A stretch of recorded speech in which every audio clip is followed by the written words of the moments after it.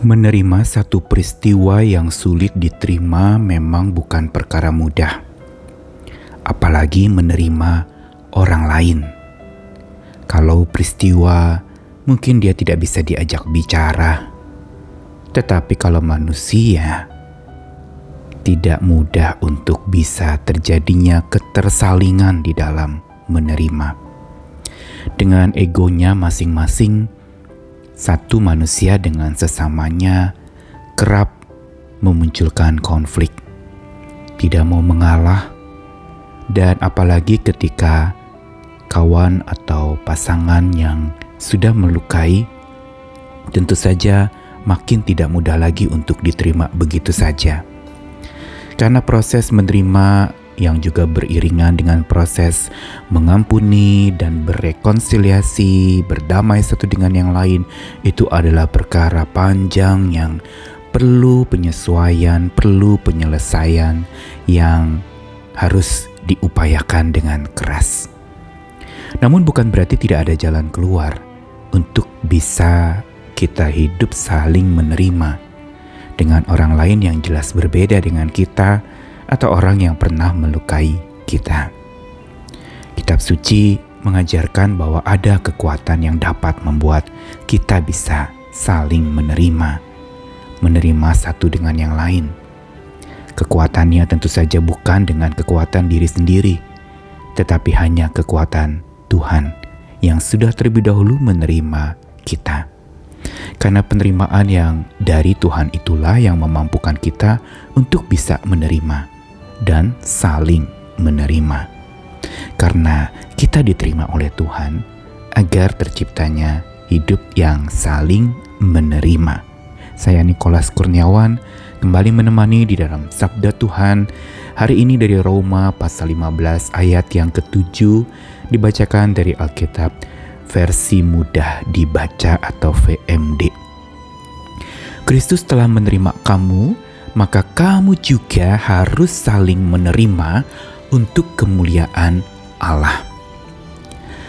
Apa yang Paulus kembali katakan seperti yang kemarin dibahas di Roma 14 ayat 1, untuk kita menerima orang yang lemah imannya tanpa mempercakapkan pendapatnya, maka kali ini lebih lanjut lagi Rasul Paulus menegaskan tentang bukan sekedar menerima orang yang lemah imannya, tapi muncul dan tumbuh sebuah ketersalingan yang harusnya menjadi goal utama dari upaya-upaya penerimaan kita.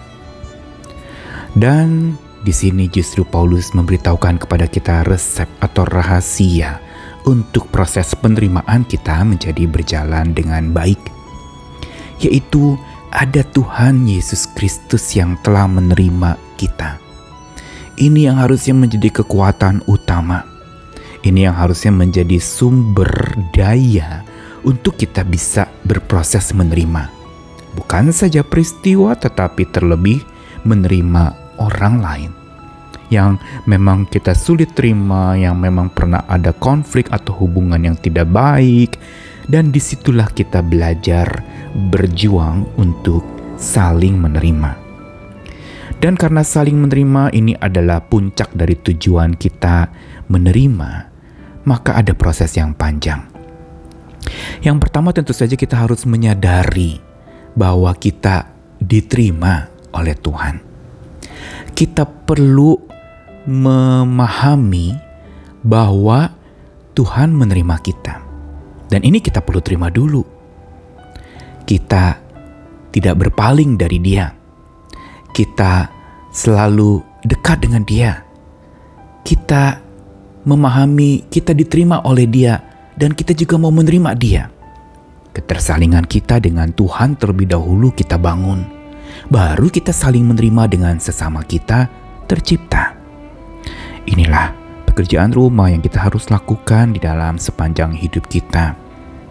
Karenanya pesan dari apa yang Paulus katakan bahwa Kristus telah menerima kamu, karena itu kamu juga harus saling menerima untuk kemuliaan Allah. Ini mengajarkan kita sebuah pesan penting, yaitu jangan sekali-kali kita berpaling dari Dia dan tidak menerima Dia. yang sudah terlebih dahulu menerima kita. Karena bila kita berpaling dari Dia dan tidak menerima Dia yang menerima kita, tidak mungkin kita dapat saling menerima satu dengan yang lain. Keberpalingan kita dari Tuhan akan menghancurkan ketersalingan kita di dalam menerima satu dengan yang lain.